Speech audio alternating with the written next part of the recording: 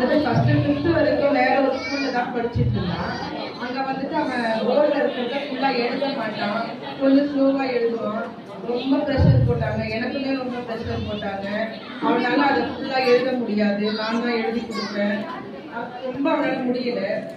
அதுக்கப்புறம் அப்படியே யூடியூப்ல செக் பண்றப்ப சாரோட கிடைச்சது. வந்து நேர்ல வந்து பார்த்தோம். வர்றப்ப அவனுக்கு வந்து படிக்க தெரியாது, எழுதுறது கொஞ்சம் எழுதுவான், அதுவுமே கிளியரா வராது.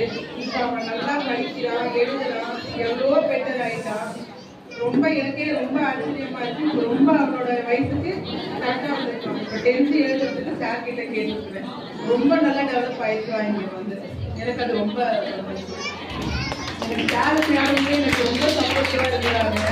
எப்படி போனா அவன் எப்படி வருவான்றத நான் அவங்ககிட்ட எத்தனையோ தடவை நான் அழுதுருக்கிறேன். நான் ரொம்ப அழுதுருக்கிறேன். அவங்க எனக்கு வந்துட்டு ரொம்ப சப்போர்ட்டிவா இருந்து இப்படி பண்ணுங்க, கரெக்டா வருவான், அழுவாதீங்கன்னாங்க.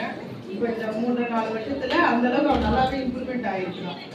Thanks sir, thanks.